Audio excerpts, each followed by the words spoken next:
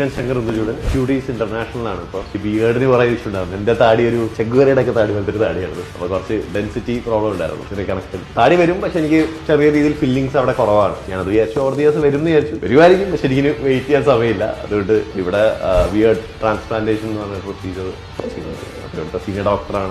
അദ്ദേഹം തന്നെയാണ് പ്രൊസീജിയേഴ്സ് എല്ലാം ചെയ്യുന്നത്. നമുക്കൊരു ലിമിറ്റ് വിട്ട് കഴിഞ്ഞാൽ ഒരു ഓവറായി കഴിഞ്ഞാൽ ഏജിങ് ഭയങ്കരമായിട്ട് ഫീൽ. എത്ര നാളായിട്ട് നമുക്ക് ഷേവിംഗ് ഒക്കെ ചെയ്യാൻ പറ്റും? After 10 days you can do anything. Normally procedures കഴിഞ്ഞു. ഇവിടെ ക്യൂട്ടീസിൽ ഡോക്ടറും ബാക്കിയുള്ള സ്റ്റാഫ്സും എല്ലാവരും ഭയങ്കര നന്നായിട്ടാണ് എല്ലാം ഹാൻഡിൽ ചെയ്തത്. അങ്ങനെ വലിയ കാര്യമായിട്ട് ഒരു വേദനയും വലിയ ബുദ്ധിമുട്ടൊന്നും ഉണ്ടായില്ല. ഭയങ്കര സ്മൂത്ത് ആയിട്ടാണ് എല്ലാം പോയത്. I am really looking forward for the result. കുറച്ച് സമയമായിട്ട് എങ്ങനെ ഉണ്ടാവും എന്ന് അറിയാൻ പറ്റും. അപ്പോൾ നമ്മൾ ബിയേർഡ് ട്രാൻസ്പ്ലാന്റ് ചെയ്തിട്ട് ഇപ്പോൾ ഒരു 10 ദിവസമായി. വാഷ് ചെയ്യേണ്ട സമയമായി. നമുക്ക് വാഷ് ചെയ്തിട്ട് നോക്കാം. പല ഗൈസ്, മരുഭൂമി പോലെ ഇരുന്ന എന്റെ താടി ചെടി പോലെ പൂത്ത് വളർന്നിരിക്കുന്നു. ക്യൂട്ടീസ് ഇന്റർനാഷണലിൽ ഞാനിപ്പോ ഈ ബിയേർഡ് ട്രാൻസ്പ്ലാന്റ് ചെയ്ത എന്റെ ഫൈനൽ വാഷ് ആയിരുന്നു. ആഫ്റ്റർ 10 days ഭയങ്കര അധികം ആഗ്രഹമായിരുന്നു ആ ഒരു പ്രോപ്പർ ഡിഫൈൻഡ് ആയിട്ടുള്ളൊരു താടിയും പരിപാടിയൊക്കെ. കാരണം എന്റെ അങ്ങനെ ചെറിയ കണക്ഷൻ പ്രോബ്ലംസ് ഉണ്ടായിരുന്നു അവിടെ. കുറച്ച് പ്രായത്തിന്റെയാണ് എന്ന് വിചാരിച്ചിരുന്നു.